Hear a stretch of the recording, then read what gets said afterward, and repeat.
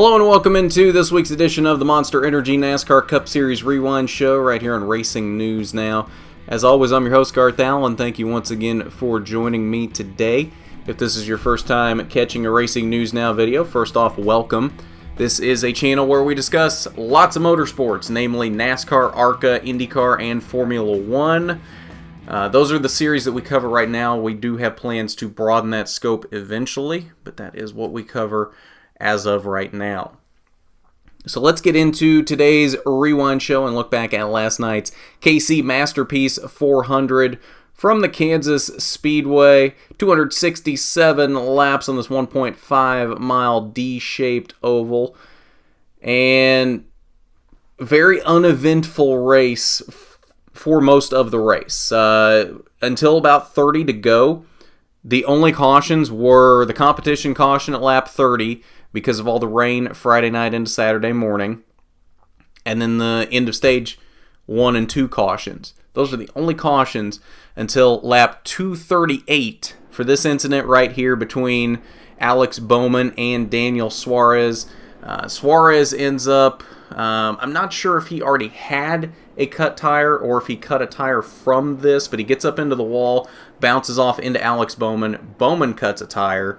This would be the first incident of the night, lap 238. We get back racing lap 242, and we only go 7 laps. And 2 of your top 3 cars for the night, that being the 12 of Ryan Blaney and the 42 of Kyle Larson, get into it. Ryan Blaney owned up to this, saying it was his fault. He's very aggressively side drafting Kyle Larson down the front stretch. He had fallen back a lot on that previous restart and was trying to make his way back to the front. Side drafts a little too aggressively and ends up getting into the 42, wrecks himself, cuts a tire into the wall.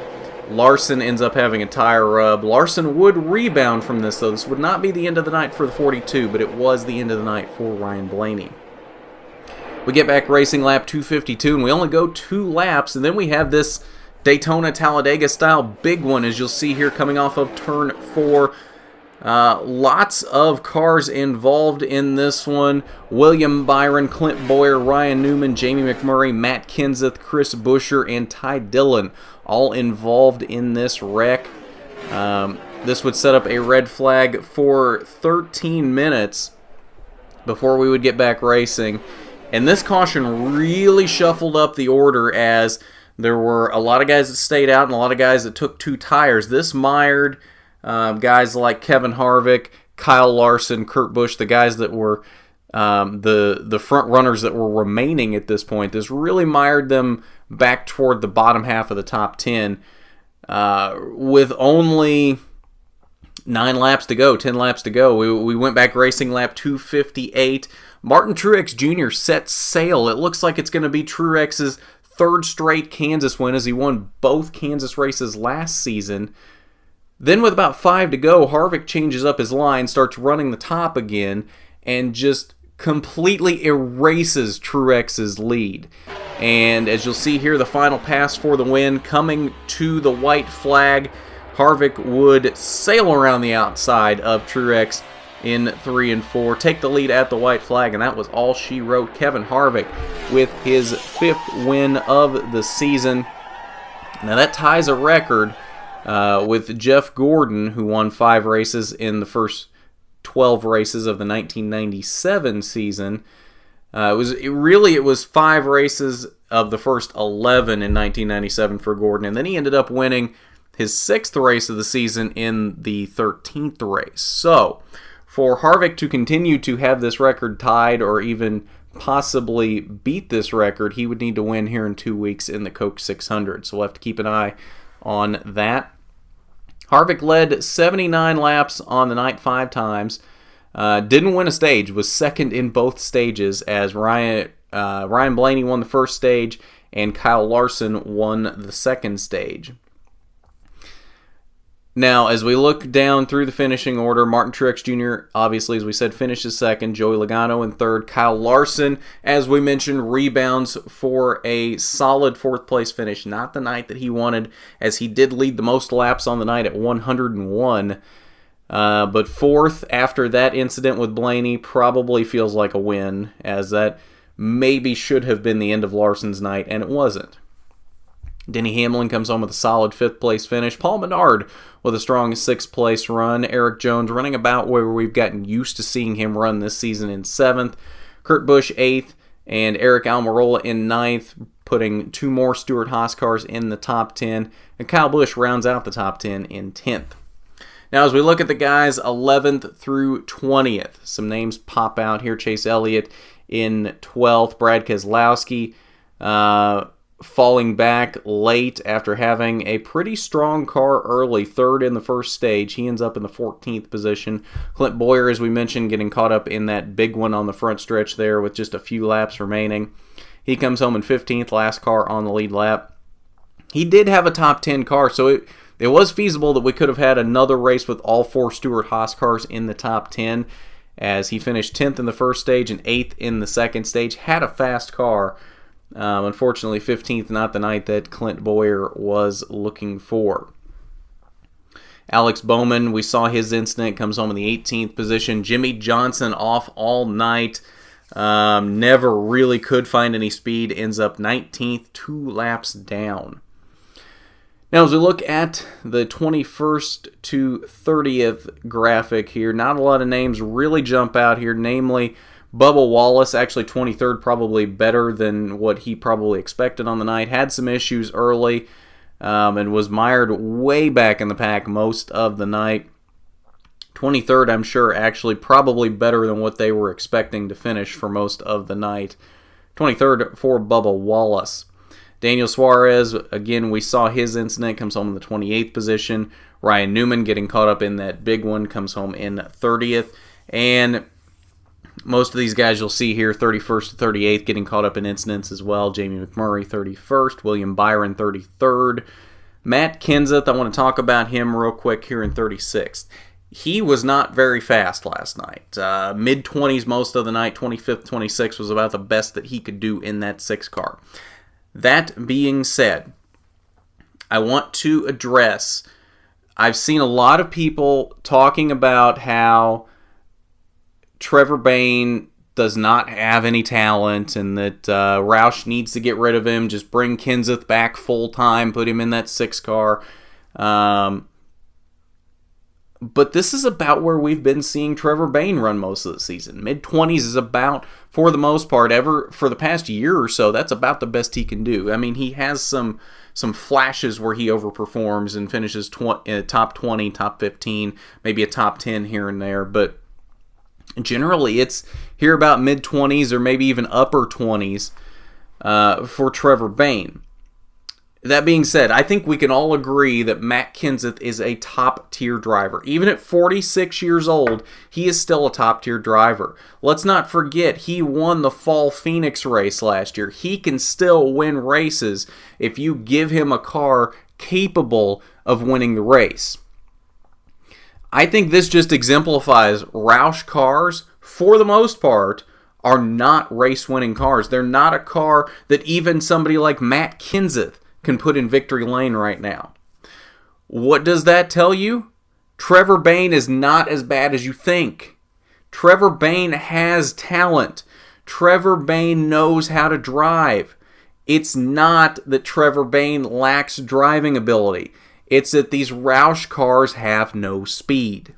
That is the issue here. And it really gets under my skin when I see people say, oh, Trevor Bayne has no talent. Trevor Bayne, they need to get rid of him. He doesn't deserve a cup ride.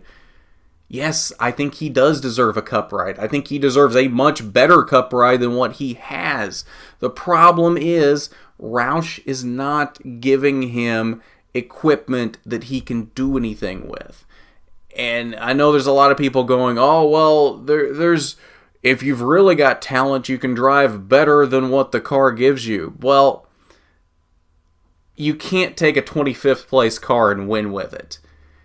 Nobody is that good. You can't put Jeff Gordon, you can't put Tony Stewart, you can't put Dale Earnhardt, you can't put Richard Petty, you can't put Jimmy Johnson in a 25th place car and expect them to drive so far over its limits that they win the race in it off of their driving talent. They might win it off of some sort of pit strategy, but they're not going to win the race in a car like that. They're not going to be competitive in a car like that. Even the guys that we can agree are some of the best in NASCAR history would not be able to do that.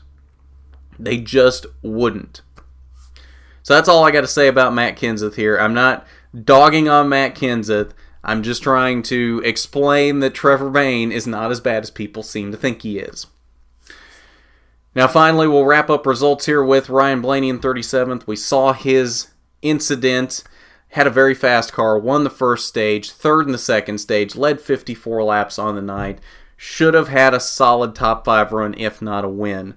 And he owned up to it, admitted that that incident was his fault, which is good on him. Just sad to see that such a great night has to end so poorly for Ryan Blaney. All right, so that's your results for the KC Masterpiece 400. Now let's head over to the Kansas Media Center, and we will see what the top 3, Joey Logano, Martin Truex, and Kevin Harvick, had to say about their nights, and we might even throw in something from Rodney Childers, Kevin's crew chief. Take a look. Well, obviously, no matter who won earlier today or later today, it don't really matter as long as we get a win for him. That's what the goal is. And dang it, just had we had a top 5 car. We weren't a winning car. At best, we were usually around a 4th place car. That's about where we were. Had the opportunity to stay out there and get track position, and just got beat on restarts. Got beat by the 78 while we were the leader there. Just didn't have Eric wasn't going to push me. I should have known better. He's going to go 3 wide and try to take the lead, and I can't blame him for that, which gave Martin a good corner on the high side there to be able to clear us and take the lead. And then I had another shot at it and tried to time it, but he out-snookered me. Yeah, I know. And after that, you're just trying to hold off who you got behind you and try to catch Martin there. And then Kevin was ripping there with the new tires there at the end. His fastest car with new tires. It's going to be hard to hold him off. And once he figured out the top there, he started going. And I don't think anyone's going to hold that car off at that point. So really my only shot was you guys wrecking each other, and they're too good for that. So I was back there just wishing away. So overall, a solid day for our AAA Fusion. This has been a good racetrack for us in the past, and then we've had a couple bad runs here, and this is a good good day to try to see some light at the end of the tunnel at this racetrack for us. So look forward to coming back. Before we open up to questions, I also want to introduce Martin Truex Jr., driver of the number 78 5-Hour Energy Bass Pro Shops Toyota for Furniture Royal Racing. Martin, last year you won 7 of 8 races on mile-and-a-half tracks. Just talk a little bit about your race today and being so close to adding an 8th. Well, I think first off, we struggled a bit really all weekend long. Unloaded for practice and lost a lot of practice time to start with, and we were just quite a bit off, and really didn't have enough practice time to get our arms around what we were doing. New tire and some new rules and things from last year's races here, and I think we just kind of missed it a bit. So a little bit of a guessing game going into the race first off, and my guys I thought did a good job of making some good changes. Just we still were off quite a bit and struggled a bit with the car being tight, and just kept working on it throughout the race, and we got some track position there at the end, which was good. So tried all I could to hold off Kevin. He got through traffic too quick, and he was too fast. So I thought with 5 to go we were going to be in good shape. We were running some really fast lap times and actually pulling away, and then it just the switch flipped, and I got tight and started shaking the right front tire, and I knew I was in trouble. So he started coming quick after that, but kind of overachieved, and anytime you finish better and you run all day is a good day. Yeah, I think for us it was a battle all weekend. We just I think for me the coolest thing that came out of the weekend is just the grit of the race team. When you look at everything that we battled through in practice and not really getting all the laps that we would like to in practice, and struggling to get the car where we wanted it to be in the race.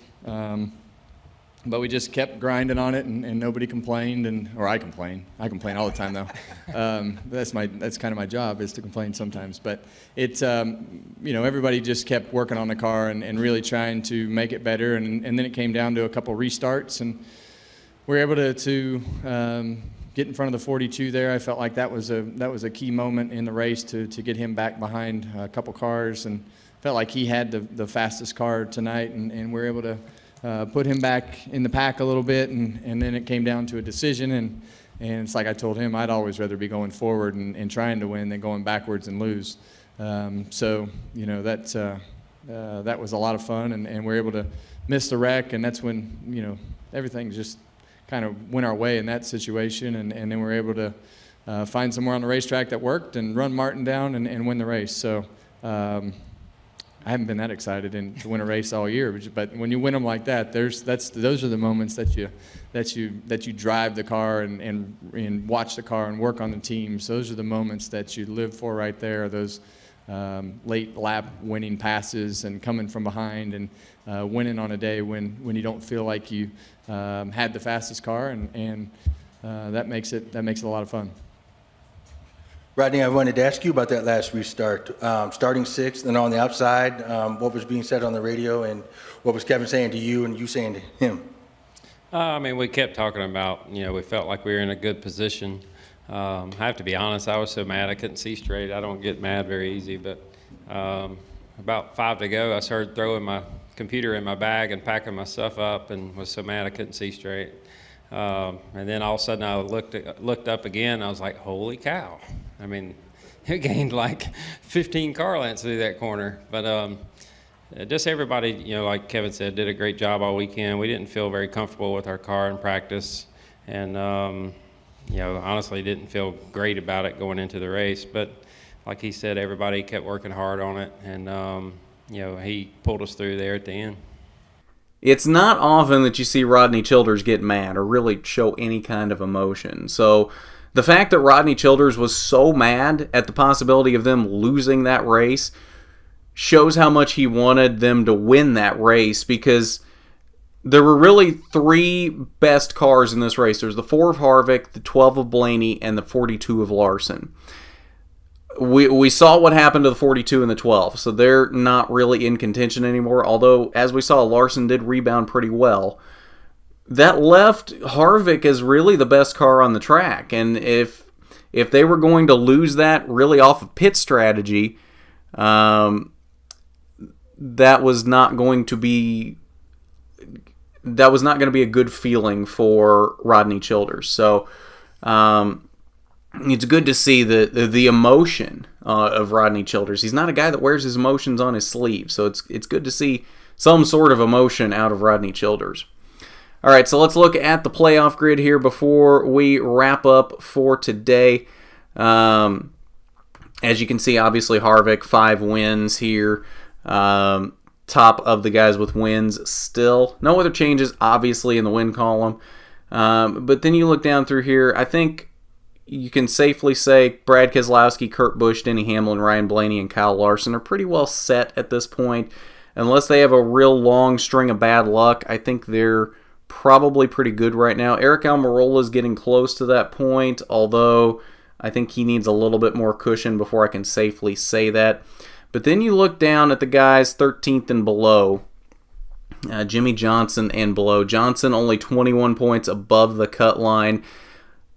1 point below him is Eric Jones, 20 points up. But then you start looking 15th and below. Alex Bowman in 15th, only 6 points to the good.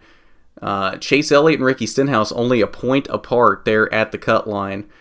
But then even Paul Menard down here in 18th, 20 points back is not that much. It's not going to take a lot of bad luck for the guys in front of him or a really good run out of Paul to really swing that.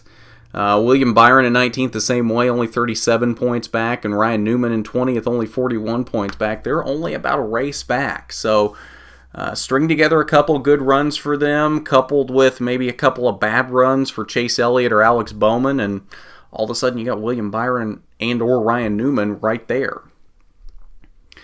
So that's your playoff grid following the KC Masterpiece 400, and I think that will do it for us today. Thank you for joining in. It is a pleasure. We will have pole position coming up tomorrow, as usual, 8 p.m. on Monday, for a quick recap of the Cup race and the truck race. Don't need to really go into detail since we've done these 2 recap shows, but we will mention them, as well as recaps of the IndyCar Grand Prix from Indianapolis and the Spanish Grand Prix for Formula One. So don't forget to hit that subscribe button and hit the bell for notifications if you haven't already, so you don't miss a thing from Racing News Now. Hit that big thumbs up button if you like the video. It is much appreciated. And don't forget to support us on Patreon. That's patreon.com/racingnewsnow. It's not required by any means, as I say every time, but it is appreciated. It just helps us continue to grow and give you better quality content into the future. So with that, this has been the Monster Energy NASCAR Cup Series Rewind Show. I'm Garth Allen for Racing News Now.